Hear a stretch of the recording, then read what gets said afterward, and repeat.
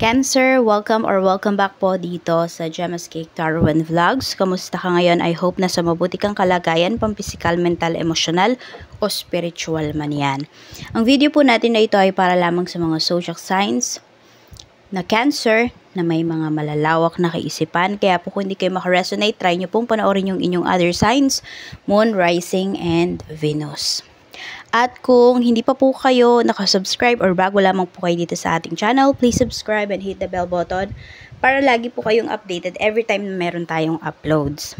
At kung nais mo namang magpa-private reading, mag-avail ng ating services, ayun nga, yung private readings natin, yung rituals natin, yung ating products, jars, bracelet, and Evil Eye Amulet Necklace, mag-direct message lang po kayo dyan sa ating link na nandyan sa comment section. So, yun lang po yung pindutin ninyo para hindi kayo maligaw kasi may nanggagaya sa atin. Actually, pinost ko na yun eh. So, ito po yung ating Facebook page. So, isa sa palatandaan talaga, ayan, yung number natin. Pero kasi, ginagawa ding profile picture yan nung scammer. Ito yung tandaan nyo, nandyan yung ating main channel and ang ating second channel. Nakalink siya. Tapos, andyan po yung number natin, pero please lang po na wag na po kayong tumawag at wag na po kayong mag-text kasi hindi ko naman po kayo re-reply, hindi ko kayo entertain dyan. Doon po kayo dito, kayo mag-direct sa ating Facebook page. Tignan na po natin ano yung mensahe. So, ayun po, around 50,000 na po yung ating followers sa Facebook page natin. Maraming salamat po. This is for you, Cancer. We have 7 of Swords. Feeling mo mayroong mga tao dito, no? Na may tinatago sa'yo. Ang lakas po ng intuition mo. Ang lakas ng pakiramdam mo. And also, at the same time, meron din po kayong binabalak dito. So, may mga goals kayo, plans na hindi po ninyo sinasabi sa mga kakilala po ninyo. So, kayo din mismo dito, nagiging maingat po kayo. Sabi ko nga kasi, malakas yung intuition ninyo. Yan, Kaya po, nafe-feel nyo, kahit nasabi natin ka-close mo yung isang tao, nafe-feel mo na, ay, mai-evil ako nito kapag sinabi ko sa kanya yung mga plano ko.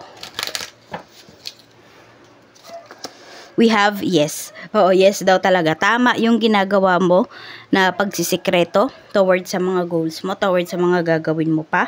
Nakikita ko lang dito na pwedeng mas, parang magkaroon yan ng outcome mga few months from now pa. So, hindi naman matatapos yung 2025 na, nabigo ka pagdating dito sa mga plano mo. Check naman natin ang energy pagdating sa kaperahan, sa career, at sa business. I'm open to receive any messages, please, Spirit Guide, for Cancer, Sun, Moon, Rising, and Venus. So, we have mechanic. So, meron pa dito, meron kayong, may talyer, oo, or magaling kayong, meron dito, magaling magdot-dot, ganyan po. Magaling kayo pagdating sa mga machines. Baka may machine operator dito. Sabi dito, mend what needs mending. It might be broken, but all is not lost. So, baka may magagawa pang paraan towards dito sa mga bagay-bagay na nasira sa loob ng bahay, ganyan. Or pwede nga yung iba sa inyo, pwedeng sasakyan po, pwede pa siyang maayos. Kaya lang medyo nanghihinayang yung iba siguro sa inyo sa gagastusin po ninyo sa pagpapa-repair. Consider a career as a mechanic in automotive, aerospace, or repair technician. So, pwede sa mga phones, sa aircon, basta yung mga ganon. You can fix your finances easily, but some sacrifice may be required.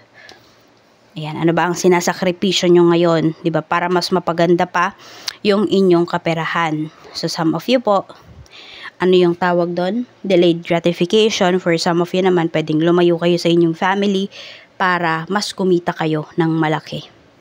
So, pwedeng ang nasa-sacrifice ninyo is yung time with your family. Yun, yung makasama nyo sila, yung makita nyo na lumalaki yung mga anak po ninyo.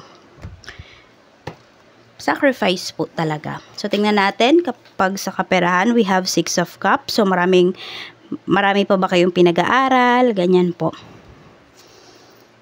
Knight of Pentacles. Or pwede rin, sinasabi rito, ayan no, baka meron talaga kayong, sabihin natin, no, kamay para sa pagmemekaniko, sa pagbubuntin, butingting, ganyan, sa pagre-repair. So, pwede nyong pag-aralan, Cancer. Tingnan nyo po, ano pa?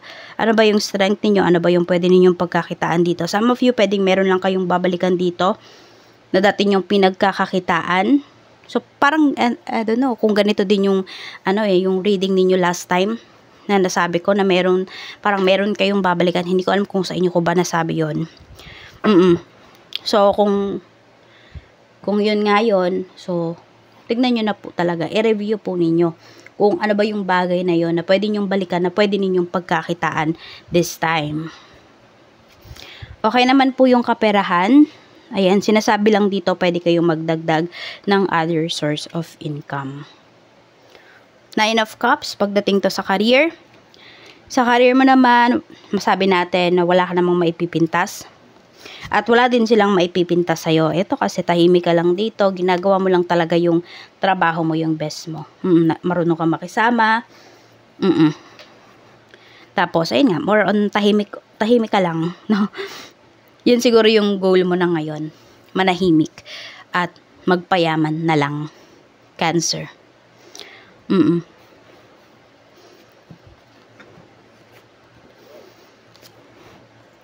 of Pentacles.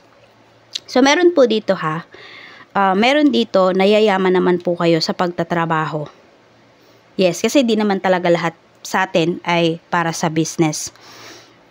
Yun lang, hanap lang kayo dito ng trabaho talaga na sabihin natin, ano ba, malakihan ba yung sweldo, ganyan. Kaya nga may mga skills kayo dito na need po ninyong i-enhance, ayan, i-hone ninyo. Tapos, mayroon kayong babalikan. Pwede po na hindi naman yun hobby ninyo eh. Kung hindi po pwedeng company, ganun. Baka mas mataas na yung offer sa inyo. Pero nasa pag-handle lang din naman ninyo yan ng kaperahan. Either sobrang laki ba ng kinikita nyo, tama lang. Or medyo may sobra, yun, nasa pagtitipid nyo po yan. Oo. Pero yan, maganda po, marami dito is masabi natin na fulfilled ka or magiging fulfilled ka pagdating dito sa iyong trabaho. Sa business naman, if may business po kayo, 9 of Pentacles, so ang daming pera, no, ngayong araw na to. Tignan mo, puro pera yung pinapakita rito. Either may mga magbabayad na sa'yo na mga utang, ganyan po. Or pwede rin kung yung business mo naman, di ba, is napalago mo yan because of utang. Ibig sabihin, ayun po, baka last payment nyo na dun sa inyong mga utang, claim nyo na po yan. Cancer.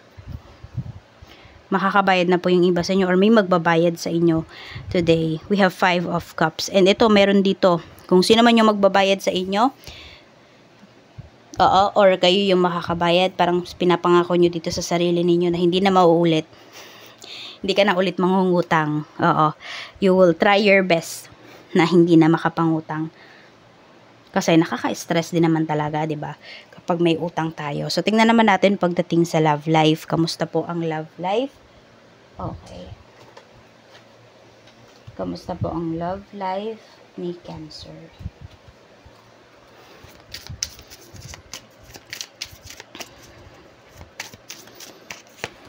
We have Shattered. Meron dito, kakahiwalay nyo lang ba? Some of you, pwedeng hindi kayo kinakausap ng person mo. Or may natuklasan kayo rito. Ayan. Ang pinag-aawayan ninyo, trabaho. It's either wala bang trabaho yung person mo, or meron siyang kalaguyo dyan sa trabaho. Pwedeng yun yung natuklasan mo.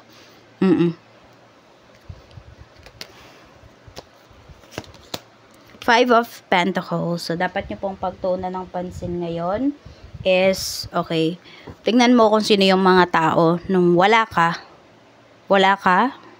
may bibigay sa kanila, pero nandyan pa rin sa life mo. At tingnan mo rin yung mga tao na pag meron ka lang, tsaka lang lumalapit sa'yo.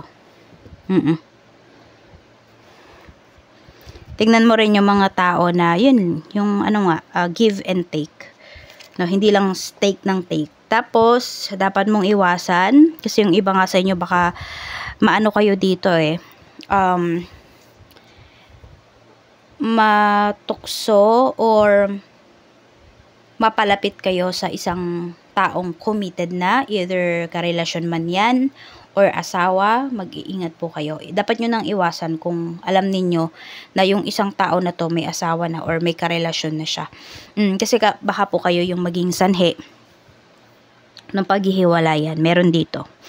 Kaya mag-iingat po kayo. Either mag-ingat kayo sa mga kinakausap po ninyo. So, ayan lang po ang mensahe para sa'yo. Maraming salamat, Cancer. Mag-iingat ka and see you again on my next video.